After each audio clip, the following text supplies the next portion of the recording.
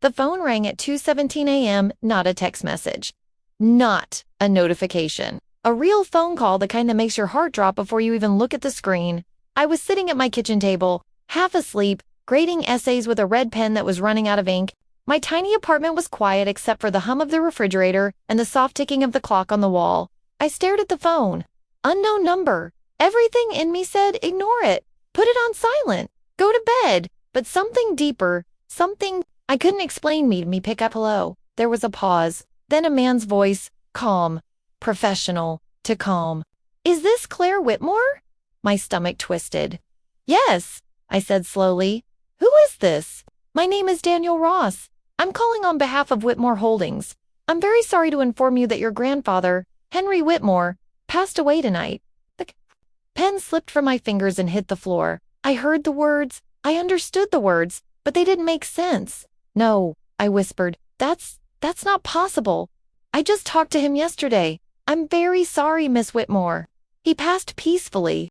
In his sleep, the family has been notified. The family! That phrase landed like a punch, because I wasn't considered part of the family. Not really. Not the way my parents and my older brother were. I was the outsider. The disappointment, the one who chose teaching over business, kindness over power, a small life over a big one. And now the only person who ever truly saw me was gone. I don't remember what I said after that. I don't remember hanging up. I just remember sitting there in the dark, staring at the wall, feeling like the ground had been pulled out from under me. My grandfather wasn't just family. He was my safe place, the one person who never made me feel small, and now he was gone. Didn't cry that night? I couldn't. The grief was too big, too heavy. It sat in my chest like a stone, pressing down on everything. I just sat there until the sun came up, and I had no idea that this phone call wasn't just about loss. It was the beginning of a war. Let me tell you about my family. From the outside, we looked perfect, successful, respected, the kind of family people admired at charity events and business galas, but inside, we were strangers. My father believed that success only had one shape: a corner office. Expensive suits, power you could measure in profit margins and stock prices. He lived for control, for status, for the kind of respect that came from fear. My mother cared about appearances more than people. She could smile at a fundraiser while quietly destroying someone's reputation in the same breath. Everything was about image, about how things looked, never about how they actually were. And my older brother, Andrew, he was the golden child, the proof that their methods worked. He went to the right schools, said the right things, knew how to charm the right people. I didn't. I became a teacher to them. That was failure dressed up as kindness.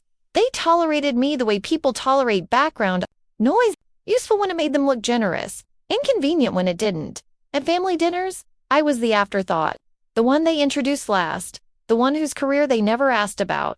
Claire teaches elementary school, my mother would say with a tight smile, as if the words tasted bitter, and my father would nod politely and change the subject. But my grandfather, he was different. Henry Whitmore didn't care about titles. He cared about character. When I was little, I spent weekends at his estate. Not because it was big or expensive, but because it felt safe. He listened when I talked. He asked questions no one else bothered to ask. "Do you like your life, Claire?" he once asked me while we sat at his piano. I shrugged. "It's fine." He looked at me with those sharp, knowing eyes. "Fine," he said softly, "is the most dangerous word there is." I didn't understand then. I would later dot at family gatherings. My parents hovered around him like satellites, always calculating, always waiting. My brother pitched business ideas that never lasted, talked about the success he hadn't earned yet. My grandfather watched quietly. He never argued. He never confronted them. He just observed. That should have warned me, because my grandfather saw everything, and he was planning something none of us expected. The funeral was held on a cold Tuesday morning. The church was packed. Business executives, politicians, people who had worked with my grandfather for decades, people who had never met him but wanted to be seen. I sat in the back row. My parents sat in the front, dressed perfectly, faces carefully arranged into practiced grief. They didn't cry. They performed. After the service, people shook my hand and said things like, "He was a great man, and you must be so proud." I nodded, smiled, said thank you. But inside, I was hollow, because the only person who ever made me feel like I mattered was in a casket 20 feet away, and I was alone. 5 days later, the will was read. The meeting took place in a sleek conference room at the offices of my grandfather's estate lawyer, Daniel Ross. The walls were glass, the table was polished mahogany. Everything about the room screamed money and power. My parents arrived early, dressed like they were attending a board meeting. My mother wore pearls. My father wore a custom suit. My brother sat beside them, relaxed, confident, already acting like the future was his. I sat alone on the other side of the table. Mr. Ross entered, carrying a leather folder. He didn't smile, didn't make small talk, just sat down and opened the document. "Thank you all for being here," he said. "I'll read the provisions of Henry Whitmore's last will and testament." My father leaned back in his chair, fingers stiffly dot. My mother adjusted her bracelet. Andrew smiled faintly, like he already knew what was coming. Mr. Ross cleared his throat. "To my son, Richard Whitmore, I leave a personal trust fund of $5 million to be managed independently." My father's jaw tightened, but he said nothing. "To my daughter-in-law, Margaret Whitmore, I leave the estate property in Vermont, along with an annual allowance." My mother's smile flickered. "To my grandson, Andrew Whitmore, I leave a position on the advisory board of Whitmore Holdings, contingent on board approval." Andrew's smile vanished. The room was starting to shift. I could feel it. And then Mr. Ross looked directly at me. "To my granddaughter, Claire Whitmore," he read slowly, "I leave full ownership and controlling interest of Whitmore Holdings, including all subsidiaries, assets, voting rights, and decision-making authority." The room stopped breathing. My mother laughed, a short, sharp sound that cut through the silence. "That's a mistake," she said. My father stood up. He was confused near the end. "This can't be valid." My brother leaned forward, eyes wide. "This isn't funny." Mr. Ross didn't flinch. "The decision was made while Mr. Whitmore was of sound mind," he said calmly. "Medical and legal evaluations confirm this. The will was updated 6 months ago, witnessed by 3 independent parties, and notarized." I couldn't speak. I couldn't move. A billion-dollar company, left to a schoolteacher. My father turned to me, his face red. "Did you know about this?" "No," I whispered. "You expect us to believe that?" My mother snapped. Andrew slammed his hand on the table. She manipulated him. She had to. "That's enough," Mr. Ross said sharply. "The will is legally binding. Miss Whitmore is now the majority shareholder and CEO of Whitmore Holdings, effective immediately." The room erupted. My father shouted. My mother accused. My brother paced like a caged animal, and I just sat there frozen, trying to understand what had just happened. My grandfather had given me everything, and in doing so, he had made me a target. When the meeting finally ended, my family didn't say a word to me. They walked out in silence, their faces cold, their eyes sharp. And I knew right then that this wasn't over, because I didn't just inherit a company. I inherited my family's hatred. That night, I sat alone in my apartment, staring at the official documents Mr. Ross had given me. Ownership papers, stock certificates, legal authority over a company worth more than $1 billion. It felt like holding a bomb. I didn't sleep. I just kept replaying my grandfather's voice in my head. "Do you like your life, Claire? Fine is the most dangerous word there is." And suddenly, I understood. He hadn't left me money. He had left me a choice to stay small, to stay safe, or to become someone I never thought I could be. But before I could even begin to process that, my phone buzzed on email from a name I didn't recognize. Subject line, "Quartered mental evaluation." My blood went cold. I opened it, and that's when I realized they weren't coming for the company. They were coming for me. I read the email 3 times before the words sank in. It was from a psychiatrist I had never met, Dr. Leonard Vance, licensed psychologist, private practice. And according to the email, I had been scheduled for a mandatory mental health evaluation. Mandatory, the word felt like a knife. "Due to concerns raised regarding your emotional stability and capacity to manage extreme financial responsibility, a temporary petition has been filed requesting a psychological review before you assume control of Whitmore Holdings." I stopped breathing. Concerns raised by who? But I already knew. 3 days later, a thick envelope arrived at my door. Official, legal, heavy in my hands. I opened it slowly. Inside was a court petition, filed by my parents, requesting an emergency mental competency hearing. The document was cold, clinical. It described me as emotionally fragile, inexperienced with high-pressure environments, and potentially unfit to manage fiduciary responsibilities. It cited my sudden inheritance as a source of extreme stress. It questioned whether I was mentally prepared for the role. and it requested that control of Whitmore Holdings be placed under temporary conservatorship managed by my father until my mental fitness could be determined. I sat on the floor of my apartment, the papers scattered around me, and felt the walls closing in. They were trying to take everything, not with force, with paperwork. I drove to my parents' house that evening. I didn't call ahead. I didn't text. I just showed up, my hands shaking on the steering wheel, my heart pounding in my chest. When I walked in, they were waiting. Calm, prepared, almost relieved. My mother was sitting on the couch, sipping tea. My father stood by the fireplace, hands in his pockets. My brother leaned against the wall, arms crossed. They looked at me like I was a problem they'd been expecting. "Claire," my mother said softly, "we were wondering when you'd come. What is this?" I held up the petition, my voice shaking. "You're trying to have me declared mentally unfit?" My father sighed, like I was a child throwing a tantrum. "This is for your own good," he said. "You're overwhelmed. Anyone would be." "I'm not overwhelmed," I said. "I'm being attacked." My mother set down her tea. "You're being protected. From yourself? You didn't even ask me," I said, my voice cracking. "You went behind my back. You hired a psychiatrist I've never met. You filed legal documents without telling me." My brother pushed off the wall. "Let's be honest, Claire. You're not built for this. You panic under pressure. You always have." That hurt more than I expected, because part of me believed him. "You'll break," Andrew continued. "And when you do, the company will collapse. We're trying to prevent that by labeling me insane." I shot back. "By getting you help," my mother said smoothly. "The evaluation is standard. If you pass, you get the company. If you don't, well, then we were right to be concerned." I looked at them, really looked at them, and I saw it. They weren't angry. They weren't emotional. They were strategic. This wasn't about protecting me. It was about erasing me. "I won't do it," I said. My father's expression hardened. "You don't have a choice. The court has already approved the evaluation." "Then I'll fight it." "With what?" Andrew laughed. "You're a schoolteacher, Claire. You don't have lawyers. You don't have connections. You don't even know how this world works." He stepped closer. "We do."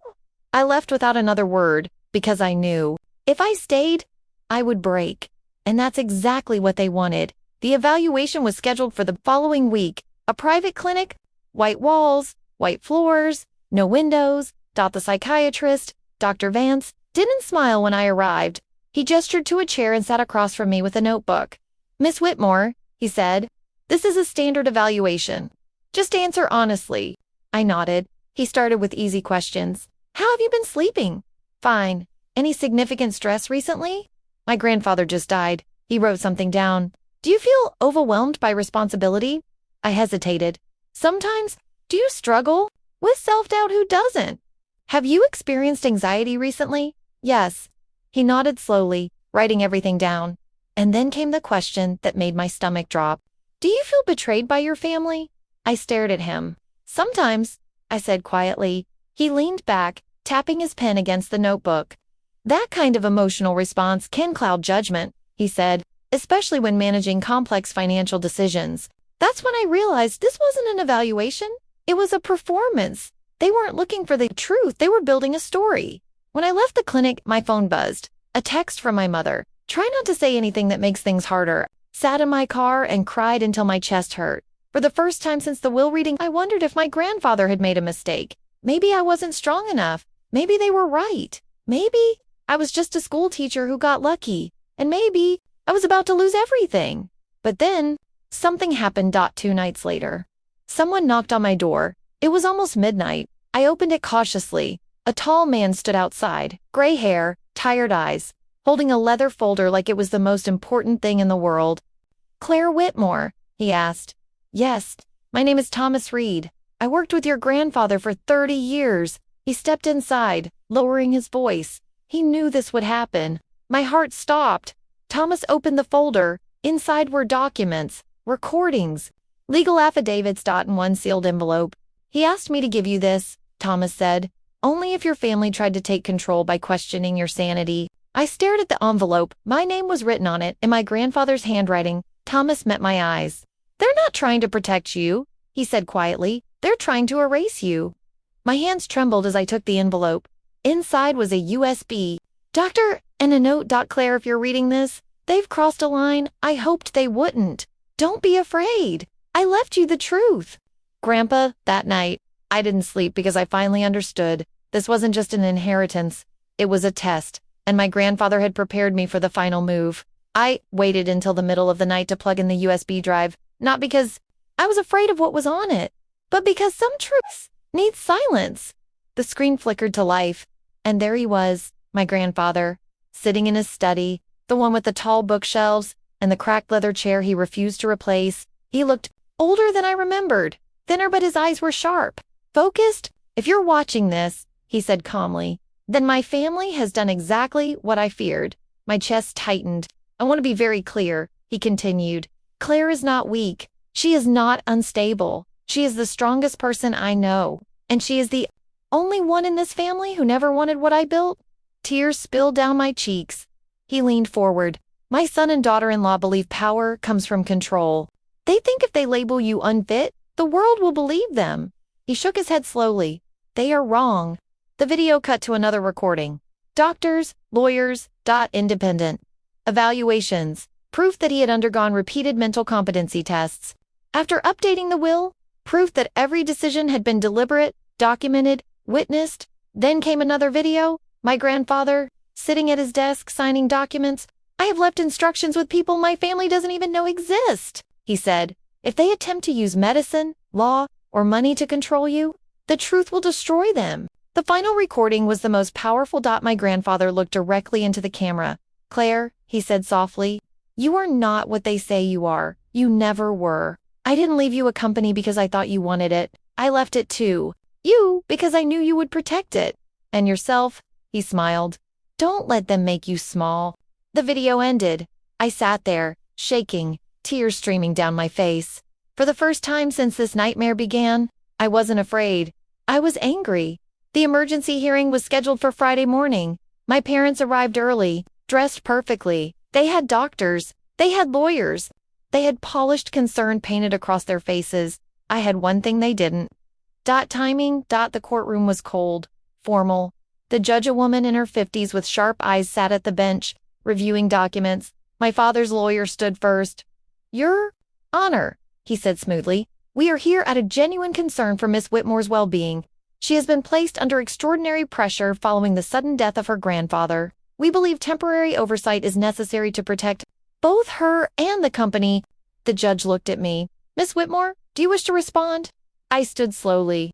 May I submit evidence before any decision is made? The judge nodded. Thomas Reed stood from the back of the room. So did two doctors my parents had never met.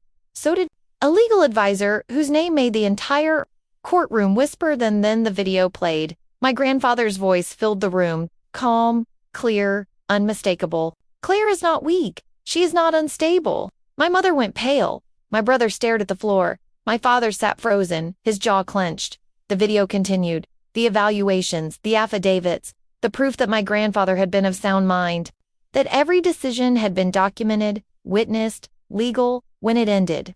The courtroom was silent. The judge leaned forward. Mr. Whitmore, she said slowly, addressing my father, did you file this petition, knowing your father had explicitly documented his intent and mental clarity? Silence. My father didn't answer. The judge's expression darkened. This petition appears strategic. She looked at the psychiatrist who had evaluated me. Dr. Vance, were you aware of these recordings when you conducted your evaluation? Dr. Vance shifted uncomfortably. No, Your Honor. Were you paid by the petitioners? A pause. Yes. The trap had closed. The judge spoke words I will never forget. This petition is denied. Furthermore, I am ordering an investigation into the validity of this conservatorship attempt, including the conduct of all parties involved. My mother stood up. Your Honor, this is sit down. Mrs. Whitmore. She sat. The judge looked at me.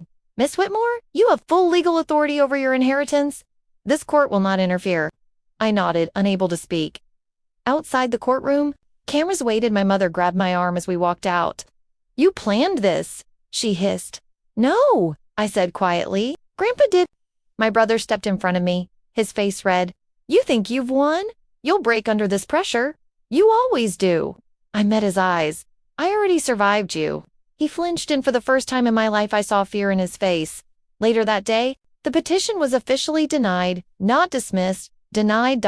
And something else happened. The judge ordered a formal investigation into the doctors, into the lawyers, into everyone who had signed off on calling me mentally unstable. That night, my phone buzzed. Unknown number. We need to talk.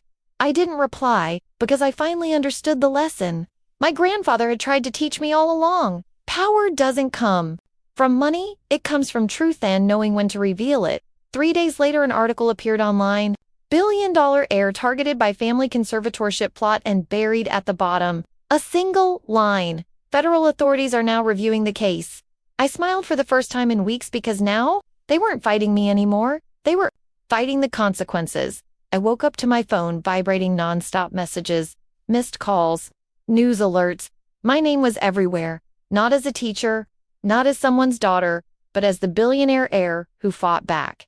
Reporters camped outside my apartment. Former colleagues sent confused messages. People who had never spoken to me suddenly wanted interviews, advice, explanations, and my parents. They went silent. No calls, no messages, no public statements. Silence is dangerous when it comes from people who are losing, because silence means they're planning something. Whitmore Holdings Board of Directors called an emergency meeting. I walked into the conference room wearing the same simple coat I'd worn to school for years. Around the table sat people in suits worth more than my yearly salary, executives, shareholders, people who had built their careers around my grandfather's company. They stared at me, some with doubt, some with curiosity, some with barely concealed resentment. One man, silver-haired, late 60s, cleared his throat. Miss Whitmore, are you prepared for what comes next? I thought of my grandfather. Of the video, the tests, the way he had planned every step. Yes, I said, I've been preparing my whole life. That wasn't entirely true, but it felt true. The board voted, some reluctantly, some enthusiastically, and I was officially named CEO of Whitmore Holdings. That evening, my father called. His voice was different, soft, careful. We need to talk, he said, privately. We met at a quiet restaurant across town. No lawyers, no witnesses. He didn't look powerful anymore. He looked tired. Let's end this, he said. You keep the company. We step away. I waited. There's just one condition, he added. We need financial support. Enough to start over. There it was. Not apology. Not regret. A transaction. I thought you said this was about my well-being, I replied. He didn't answer. I won't buy my place in your life, I said calmly. His face hardened. Then you're making an enemy of your own family. I stood up. You did that yourself. The investigation moved quickly. Medical licenses were suspended. Law firms came under review. Evidence stacked higher every day. My brother resigned from the advisory board before he could be removed. My mother disappeared from social circles, her carefully maintained reputation crumbling. And my father, he watched everything he had built, his image, his influence, his control, crumble in public. One night, he showed up at my door, no suit, no authority, just a tired man. You were never supposed to be stronger than us, he said. I looked at him. I wasn't trying to be. I closed the door a week later. I received one final letter. Not from my family, from my grandfather's estate lawyer. Inside was a sentence that stopped my heart. There is one last condition you haven't fulfilled. I sat down slowly, because I realized the final test was still coming.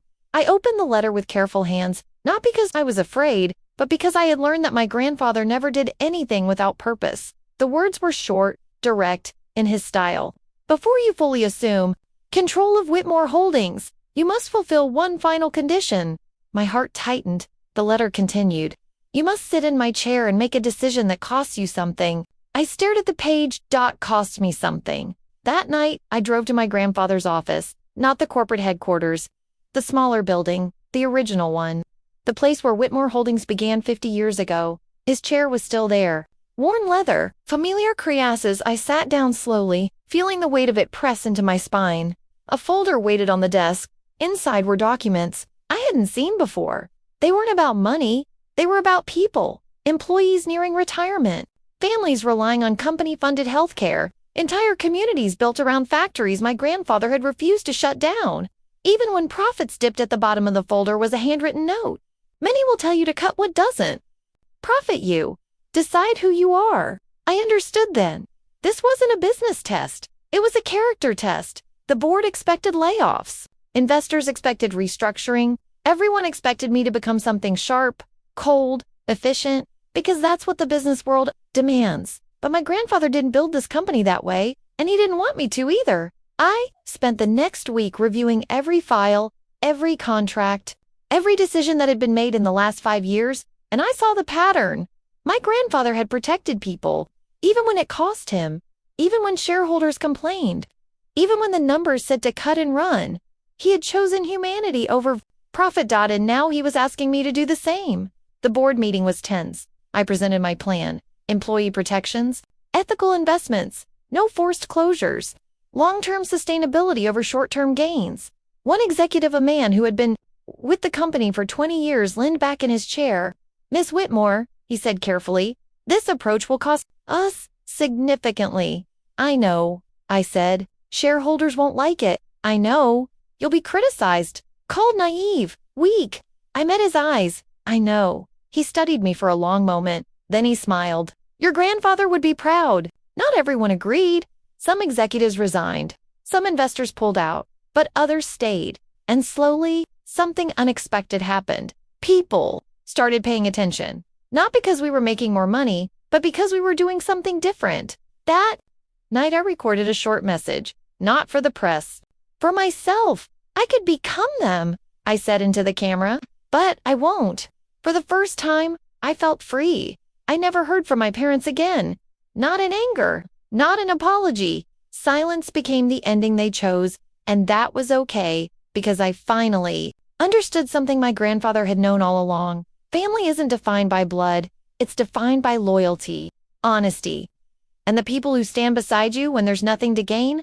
I kept the photo of my grandfather and me at the piano on my desk. Every decision I made after that, I made it with that image in mind. The company changed, not overnight, not dramatically, but steadily. We launched community programs. We invested in green energy. We created scholarships for employees, children. Some called it inefficient. Others called it revolutionary. I called it right. Profit margins stayed healthy. Employee retention went up. And slowly, Whitmore Holdings became known for something more than just wealth. It became known for integrity. People ask me now if the money changed me. I tell them no. It revealed me. It showed who was willing to destroy someone they loved for control, and who was willing to walk away from power to keep their soul. My grandfather didn't leave me a company. He left me a mirror, and he trusted me to like what I saw. 1 year after taking control, I returned to my grandfather's grave. I brought flowers, white roses, his favorite. I sat on the grass beside the headstone and told him everything. About the board, about the decisions, about the moments. I almost gave up. "I hope I made you proud," I whispered. The wind rustled through the trees, and I swear I heard his voice. "You always did." I smiled through my tears because I finally understood the greatest gift he had ever given me. Not money, not power, but belief. He believed in me when no one else did, and that belief gave me the strength to believe in myself. If you were given everything, but had to lose people who only loved what you owned, would you still choose yourself? That's the question my grandfather left me with, and it's the question I want to leave you with. Because this story isn't just about inheritance, it's about identity. It's about what happens when the people closest to you see you as an obstacle instead of a person, when they try to break you down, label you, erase you, just to take what they want. And it's about the choice you make when that happens. Do you fight or do you fold? I almost folded. There were nights I wanted to walk away, nights I wanted to hand everything over just to make it stop. But then I remembered something my grandfather once told me. The hardest battles aren't fought with fists, Claire. They're fought with patience, with truth, with the quiet refusal to become what people expect.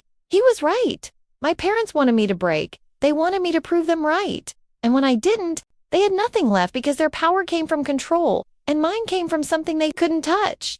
Integrity. I'm not saying I'm perfect. I made mistakes. I still do, but I made them on my terms, and that's what matters. If there's one thing I want you to take from this story, it's this. People will always try to define you. They'll tell you who you are, what you're capable of, what you deserve. And if you're not careful, you'll start to believe them. But you don't have to, because the truth about who you are isn't found in their words. It's found in your choices, in the moments when it would be easier to give up, in the moments when standing your ground costs you something. Those are the moments that defined you. My grandfather knew that, and he gave me a test I didn't even realize I was taking, not to see if I could run a company, but to see if I could stay true to myself while doing it. And I did. Not perfectly, but honestly, and that's enough.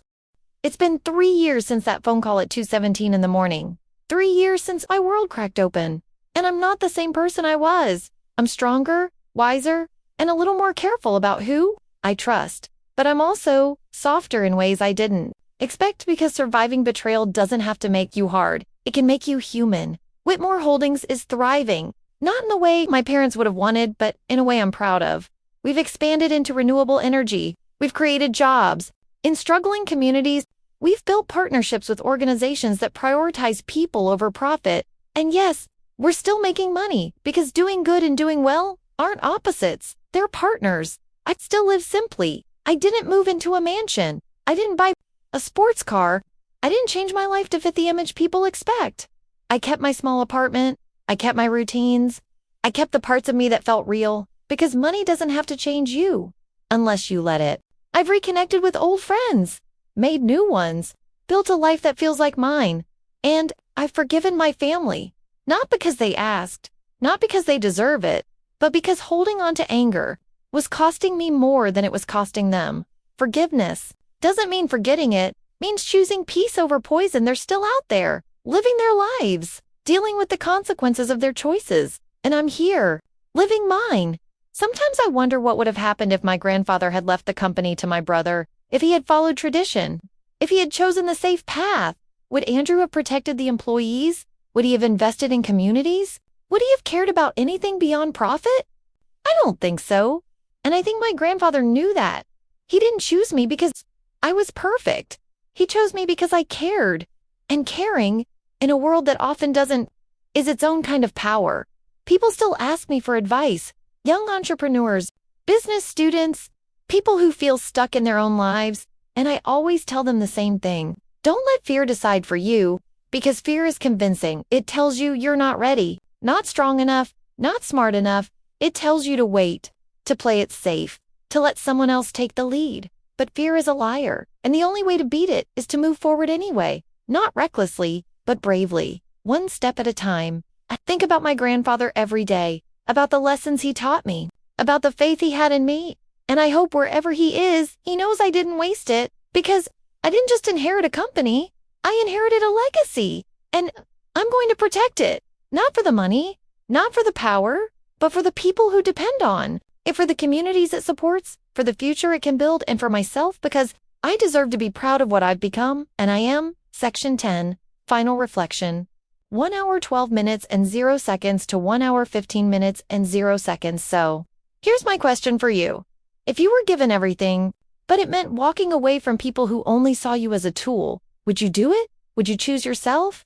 Even if it meant being alone, even if it meant being misunderstood, even if it meant losing the approval of people who were supposed to love you. I did, and it was the hardest thing I've ever done. But it was also the most important, because at the end of the day, the only person you have to answer to is yourself. And if you can look in the mirror and be proud of what you see, then you've won. Not against them, against fear, against doubt, against the voice that tells you you're not enough.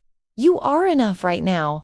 As you are, you don't need permission to stand up for yourself. You don't need approval to choose your own path. You just need courage. And trust me, you have more of that than you think.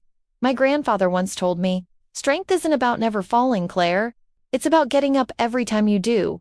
I've fallen more times than I can count, but I got up every single time, and so can you. If this story moved you, I hope it reminds you of something important. You are not defined by what people say about you. You are defined by what you do when they try to break you, and you are stronger than you know. Thank you for listening to my story, and remember, truth always wins. Even when it takes time, even when it costs something, it always wins.